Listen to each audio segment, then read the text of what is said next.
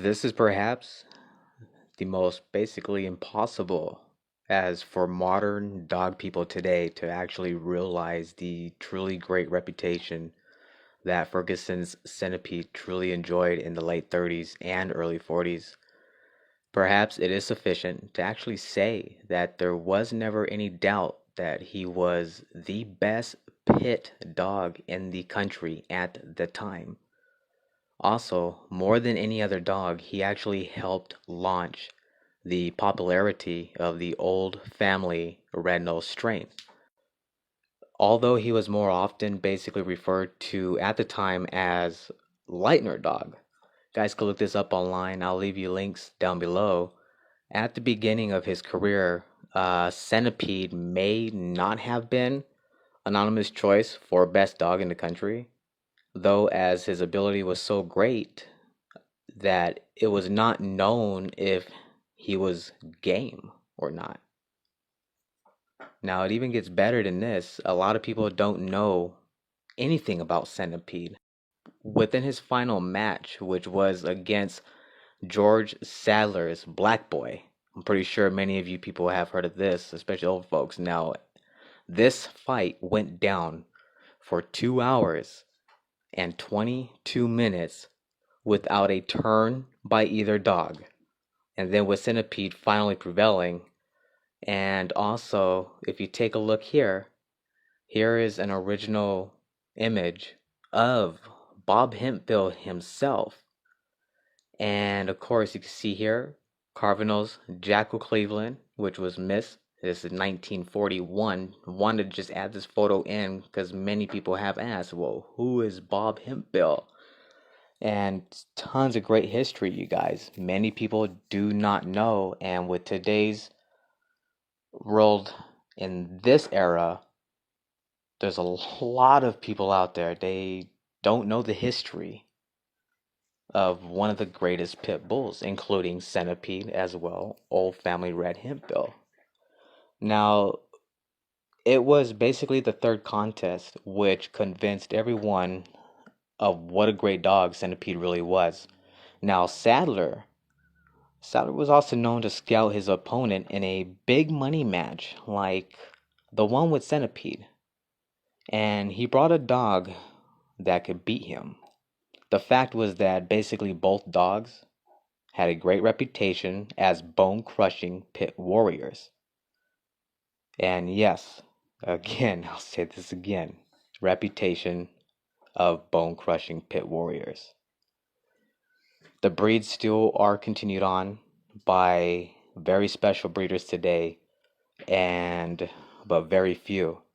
That time back in the day, they put an advertisement on this one, basically saying with Great Centipede being touted basically as the cream of Oklahoma, and Black Boy as the pride of Delta. So I mean, if that doesn't say any better words. Now, Centipede was whelped about 1933 in the kennels of L.C. Owens in Texas. Now, he was the result of Dan McCoy's having discovered that there was still some of the old Lightner blood down in Louisiana, McCoy and Bob Hemphill, who made the journey down to that part of the country and bought several dogs. Now, Hemphill kept his clothes basically to the vest, but then Dan was always on the move and he just couldn't keep dogs. So he left with his trusted friends, including Arthur Harvey and L.C. Owens in Amarillo, Texas. Now, Owens Mickey's was bred to the renowned Harvey's Red Devil to basically produce the litter which contained Centipede. And I'll be doing a video talking about the Red Devil as well, pit bulls. And I'm pretty sure many of you haven't heard of those too. I mean, we are going really far back, you guys. When it comes to today's pit bulls, there's great pit bulls today, but you certainly just cannot compare to the starting of these great animals. One of the greatest, I have to say, from the beginning of one of the finest pit bulls, including Centipede. Now, Bill Leitner in Colorado Springs, him and his wife were in their 80s and they kept a kennel of basically small dogs of various coloration. Leitner and his wife were uncanny in their ability to select a good brood stock. So they had left the red-nosed dogs down in Louisiana because Leitner didn't like the looks of those dogs, which I think, me personally, were beautiful dogs. I mean, many of you know what a red nose is, especially when it comes to a pure, true red family hemp. He felt that they were coming out too big, and they were big dogs and brute. Now, Centipede would be an example of that. And again, one of the greatest dogs in his time and still highly renowned. Now, example of that, as his pit weight was basically about 54 pounds. It might sound a little small, but now think of this now. To listen to many modern dogmen, especially today, the old time pit dogs were never that big, especially compared to today's dogs. But again, they were brute. And this is a lot of history that many people don't know. And so that's why I'm doing this video. And I really hope you guys enjoy this. And I'm pretty sure it's really already getting your attention. Not only were these two great dogs at that size, but they each had been matched twice before they were basically matched into each other. Now, beware of one thing. Now, that pit weight in those days, you guys, was way lighter than today's pits. So the dogs were basically easily 65 pounds on the chain. Now, other than the size, the only fault with Centipede was that basically he was laid back dog and nearly impossible to work. I'm not kidding. Frustrated, which Owens sold him to Earl Tudor. I guess basically Owens couldn't really take it. But again, he was such a very humble, loyal dog, but indeed highly powerful. And that's why he's still renowned till this day. I mean, truly amazing. Now, although something of a genius in working dogs, of course, now, even Tudor had a problem with Centipede. Now, when he walked Centipede, he stayed back at the end of the leash, puzzled. So Tudor stopped and basically looked at the dog, and the dog would lay down. As patient as he was with the dogs, he wasn't sure that he could ever get Centipede in shape. But this is where things actually have changed. So he decided to basically rely upon the natural ability of endurance for his first contest, which Centipede won handily in less than 35 minutes to start. So the next opponent had a bit of a reputation. So Tudor enlisted his friend Red Howell to basically work the dog. Now Red was a real genius with dogs and harbinger to the coming of Ham Morris just a few years later. Another gem at the training animals. Now Red never used force in training his dogs. And a lot of people today, they use force in training their dogs. And, you know, my perspective and kind respect, that's just not the way you do that to any dog. And a lot of people do that. And we see this everywhere around the world every day. So, continuing on. Now, he understood basically their whole psychology of the animals. So, he ended up discovering that Centipede was a natural house dog and he would do anything for attention. Red girls would dress Centipede up in dresses, put lipstick on him, and the dog thrived on it. But he was a loyal dog. He thrived on love. It's like your normal home pet, spoiled, completely rotten, just full of love, but hidden inside a complete brute soldier. Now, Red and Centipede worked out a deal.